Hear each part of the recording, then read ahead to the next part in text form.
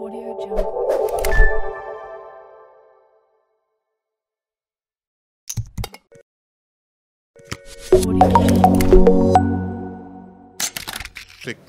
un peu partout d'ailleurs, de plus en plus dans le monde, en Occident et partout ailleurs.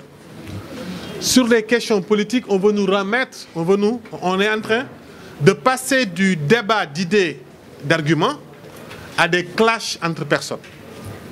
C'est assez caractéristique d'une situation globale où on passe sur l'essentiel et on est sur l'anecdotique et ce qui est... Voilà. Je ne dis pas que le fait que Selou ait fait une déclaration anecdotique, je ne dis pas que c'est... Mais nous ne rentrons pas dans ces... Est-ce qu'il l'a fait ou il ne l'aurait pas dû faire? Ce que nous disons qui est le problème le plus fondamental, c'est le problème du rétrécissement de l'espace démocratique en Guinée. Le problème fondamental, c'est un président qui n'a pas respecté sa parole en voulant forcément instituer un troisième mandat. Le plus important, ce sont les jeunes Guinéens qui sont en train d'être tués par leur propre armée et par leur propre police. On ne va pas se divertir sur ce débat politico-politicien entre des candidats que l'on connaît partout, des politiciens font des déclarations à l'emporte-pièce. Mais le plus important, là où nous nous positionnons, nous, en tant que société civile sénégalaise et africaine, c'est comment préserver la démocratie. Ce n'est pas de rentrer dans ce jeu qui a tort, qui a raison. Les seuls qui aujourd'hui subissent cette violence, qui viennent de partout, de tout part, parce que nous ne nous voilons pas la face. Ce qui se passe aujourd'hui en Guinée, ce n'est que le résultat du comportement de nous Guinéens en Guinée. Comment les Soussous regardent les Peuls, comment les Peuls regardent les Soussous, comment les autres ennemis, chaque ennemi regarde l'autre. On a du mal à se traiter d'égale dignité entre Africains. On a du mal à considérer que c'est ensemble que nous pouvons construire le pays, mais en allant les uns et laissant les autres derrière, ou les uns se marchant sur les autres pour accéder au pouvoir et aux affaires. Et le discours où on se positionne en tant que société civile, c'est d'aider ce peuple à aller au-delà de ces contradictions fratricides et non pas d'attiser ces trucs. Sur la deuxième question, ce que le préfet de Dakar a dit. D'abord, du point de vue du droit, ce n'est pas au préfet de décider tout de suite comme ça, qu'est-ce que sanction va s'abattre sur des citoyens. Ce n'est pas au préfet de dire que, ok, si vous faites ça, je vais vous faire ça. Ou la loi, non, ce n'est pas lui. Ce rôle est dévolu à la justice.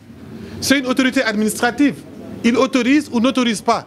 S'il estime que les gens ont fait une manifestation non autorisée, eh bien que la loi s'applique sur ces personnes qui, l'autorisation non autorisée, mais faire ces jeux de menaces. Et ce n'est pas la première fois. On se rappelle ici que les Guinéens vivant au Sénégal avaient une fois organisé une conférence de presse ici. Ils ont été tous arrêtés, amenés à la police et à la préfecture. Je prends le FNDC Sénégal en témoin pour les intimider. Mais de quel droit il se permet? Le Sénégal est un pays démocratique, est un pays libre, où chaque Africain a le droit d'exprimer ses opinions. On condamne la violence quelle qu'elle soit. Nous ne cautionnons pas cette violence de jeunes Guinéens qui ne sont pas que des Guinéens. Parce que le préfet oublie que parmi ces Guinéens, il y a beaucoup de Sénégalo-Guinéens. Est-ce qu'il va expulser des Sénégalais à la frontière parce qu'ils ont manifesté sans autorisation? Et est-ce que parce qu'un Africain vivant parmi nous a enfreint une seule loi, une marche non autorisée, qu'il va être expulsé du Sénégal?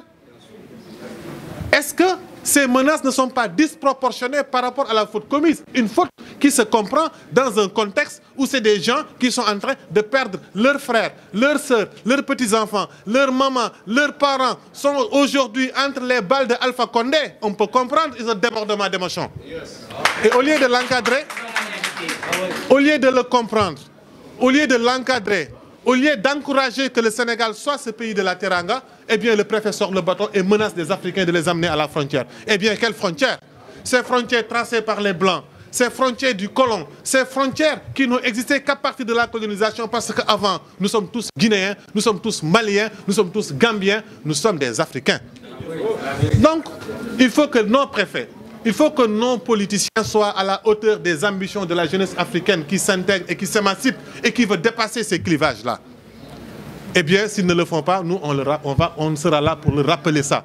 Quand des Sénégalais font des manifs en France ou en Europe ou aux États-Unis et qu'ils ont enfreint la loi, quand on les expulse, est-ce que vous voyez le sentiment que nous, Sénégalais, ont par rapport à ça? Est-ce qu'on va faire subir ça à nos frères africains et guinéens?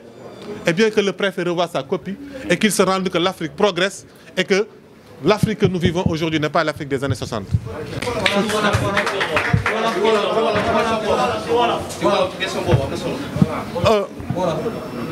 laaj bu njëkk bi ñaar yëpp laay tontu.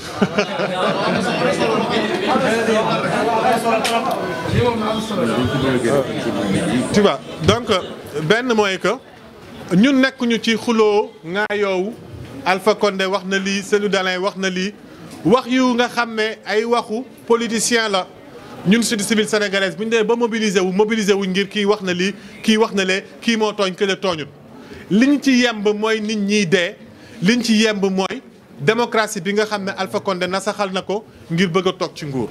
leneen li nga xam ne am na te ñu war ko wax ñun tamit muy suñu responsabilité mooy il faut que Guinéens yi xoolaat seen bopp parce que Guinéens yi mënuñ continuer susu di xoolee pël comme noonam non pël bi di xoolee susu bi comme jaam ci yooyu nga xam ne ci kër yi lay commencé moo dem tey ba jur bu ñu demee ba élection Alpha Condé mun cee joué jël susu yi teg leen ci kaw pël yi ñuy reyante ci seen biir nañu xoolaat suñu bopp ku nekk am na ci part de responsabilité. moo tax ñun ci foofu la ñu positionné wu nekkuñu ci débat wu kii nee na Cellou warutoon na wax résultat kii wax na ni c'est anecdotique par rapport au vrai problème qui se pose. beneen bi mooy préfet de Dakar dañ koy fàttali ne benn Guinéens yi manifester mënoo leen génnee parce que ñi ci ëpp double nationalité la ñu am dañ nekk sénégalais nekk guinéen soit fi la ñu juddoo wala am nañ fi ay wayjur wala seen papa ak yooyu voilà mënoo leen a jël nga ne leen da leen di génnee. benn ñaareel bi mooy mënul moom xëy rek ne mooy décider lu juge di décider demain parce que juge moom mooy expulsé moom mënul xëy rek en tant que préfet tey rek décider ne ku defati lii dinañu la expulsé loolu juge moo koy décider.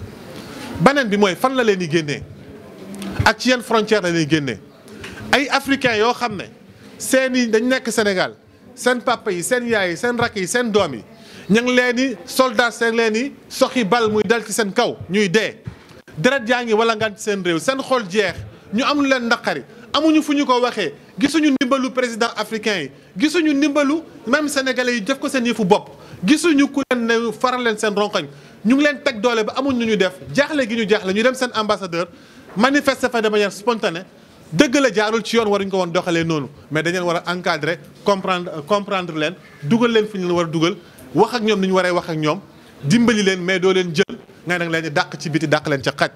Sénégal dëkku teraanga la foog ñu matee ko dëkk teraanga gu ñu nekk nag dama wax sànq ci nasaraan ne frontières yi ñuy wax way colonisateurs yi ñoo ko fi indi.